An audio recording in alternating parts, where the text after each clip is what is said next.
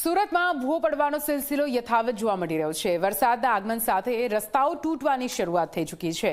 વરાછા ઉધના બાદ હવે ડિંડોલી વિસ્તારમાં વિશાળ ભૂવો પડ્યો છે।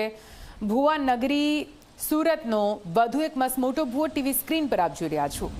ભૂવો પડવાને કારણે ટેન્કર જમીનમાં ધસી ગયું છે। રસ્તા વચ્ચે ભૂવાના કારણે ટેન્કર ફસાતા ટ્રાફિક જામની સ્થિતિ। હજુ થોડા દિવસ પહેલા જ આ રોડ બનાવવામાં આવ્યો હતો। તંત્રની કામગીરીના પોલ પહેલા જ વરસાદે પોલ ખોલી દીધી છે। તંત્રની કામગીરીમાં ચાલતી લોલમ લોલ પડી ઉઘાડી। આજ વિશે વધુ માહિતી સાથે સંવાદદાતા ચેતન જોડાઈ ગયા છે। લાઈવ સીધા ચેતન પાસે જઈશું।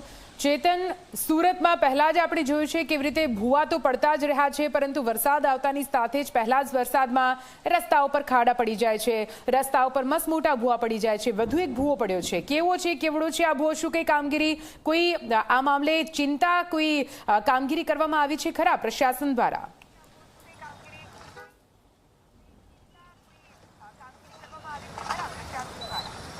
જી નિધિ, સુરત શહેર ડાયમંડ નગરી તરીકે ઓળખાતું હતું, પરંતુ હવે સુરત શહેરને ભુવા નગરીની જે ઉપાધિ છે તે ઉપાધિ આપવામાં આવી છે।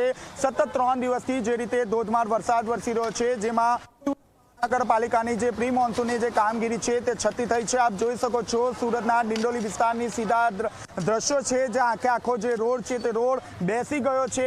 ક્યાંક ને ક્યાંક સુરત મહાનગરપાલિકા પોતાનું પાપ છુપાવવા માટે હવે દોડધામ કરી રહી છે। જે કપચી છે તે કપચીથી પુરાણ કરવાની નોબત અહીં આવી રહી છે।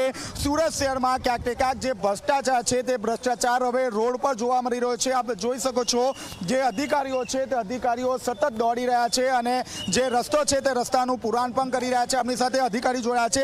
રવિભાઈ, શું થયું છે અહીં? આ ડ્રેનેજ લાઈનનું કામ જે ચાલુ હતું એ ડ્રેનેજ ખાતાના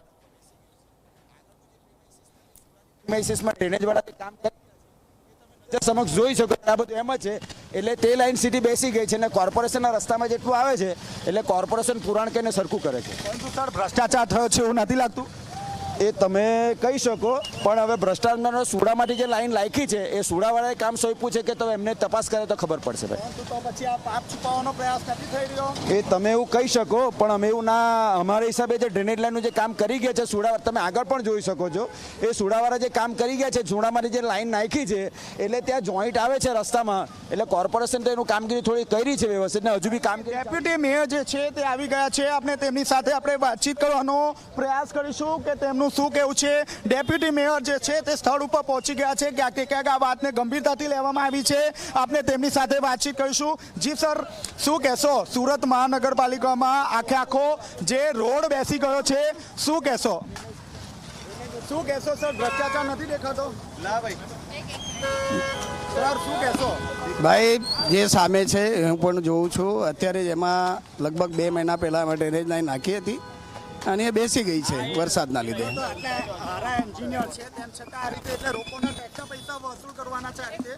બિલકુલ, જે પણ આ સામે દેખાઈ રહ્યું છે, જે કોન્ટ્રાક્ટરે કામ કર્યું છે, ચોક્કસ એ અમે નોંધ લઈશું।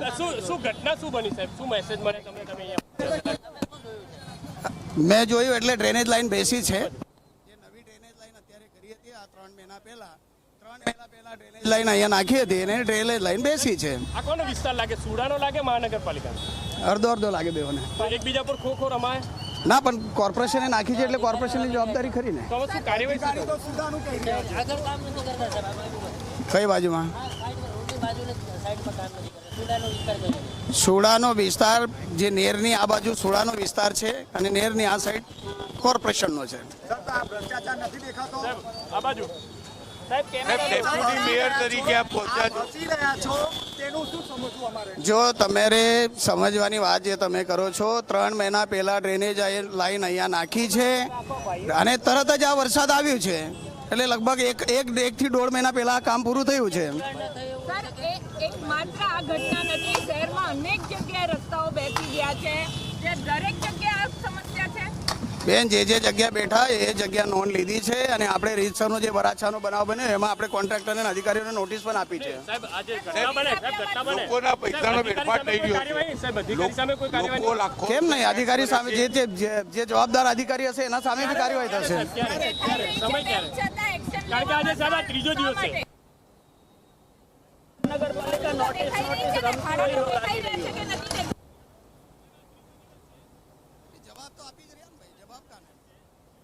બિલકુલ આજે ફરીથી અમે સંકલન કરીને આજે ચર્ચા કરીને જે પણ જવાબદારી અધિકારી હશે કોન્ટ્રાક્ટર હશે એને ચોક્કસ એના પર અમે પગલાં ભરીશું. એવું લાગી રહ્યું છે કે અધિકારીઓ સત્તાધીશોનું કઈ માનતા નથી. ના કેમ નથી માનતા? તો એવું થયું ને કોઈ અધિકારી આટલી મોટી ઘટનાઓ બને છે અધિકારીઓ જોવા નથી મળતા માત્ર સત્તાધીશો આવે છે. સત્તાધીશો એટલે આ મારો વિસ્તાર છે. નહીં અધિકારીઓ ક્યાં છે? અધિકારી આવશે ને જાણ કરીએ હવે આવશે અધિકારી કેમ નહીં આવે? અધિકારી એમની ક્યારે આવે? તમે જો અહીંયા પહોંચતા હોય આવશે જે તે અને નહીં આવશે તો જવાબદાર અધિકારી પાસે આપણે પગલાં લઈશું. ખાડા દેખાય છે? કયા ખાડા? ખાડા પડે છે દેખાય છે આપને? તમે માની રહ્યા છો? હા ખાડા તો છે જ ને ક્યાં નથી? દેખાય છે? હા સામે જ છે. હા, તેમ છતાં જે વસ્તુ દેખાઈ રહી છે આપને ખબર છે એક્શન લેવામાં વિલંબ શા માટે? બિલકુલ બેન અત્યારે 3 દિવસ પહેલા જે બનાવ બન્યો એનામાં આપણે એક્શન લીધી જ છે અને આજે જે એક્શન છે? હા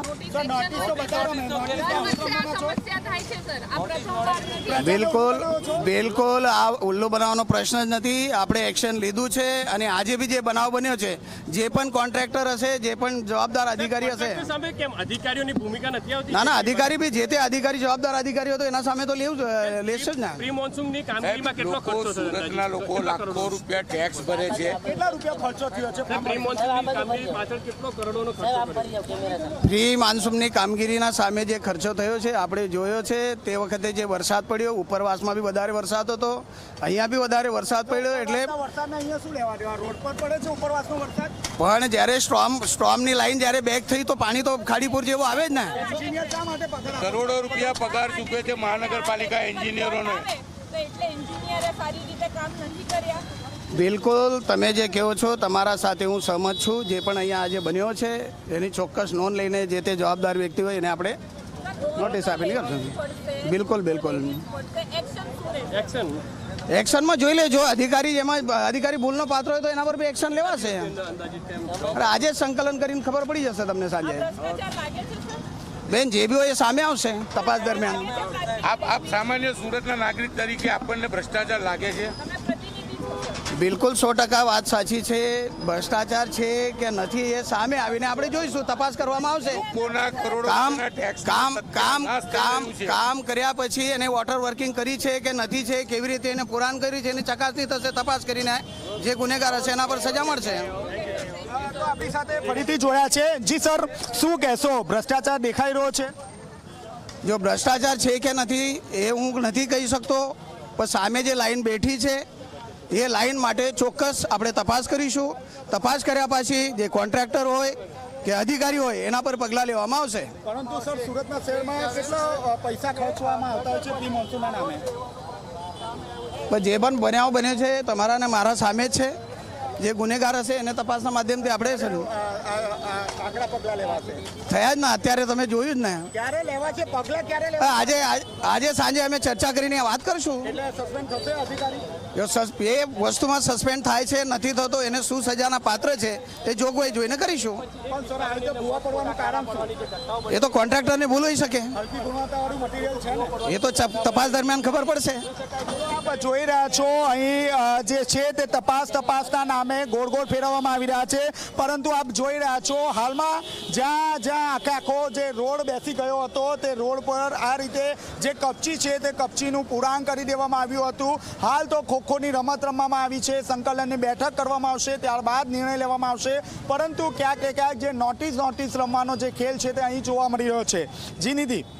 બિલકુલ આભાર પૂરી માહિતી માટે. તો આપ જો કેવી રીતે અત્યારે કડક કાર્યવાહીની વાત કરવામાં આવી રહી છે પણ આ કાર્યવાહી ક્યારે કરાશે અને કાર્યવાહી કેમ કામ જ એ પ્રકારનું કેમ નથી કરવામાં આવતું? ભ્રષ્ટાચારની સાબિતી પૂરતા આ તમામ ખાડા અને મસમોટા ભૂવા આખરે સામાન્ય જનતાને તેમાંથી ક્યારે મુક્તિ મળશે તે સૌથી મોટો સવાલ.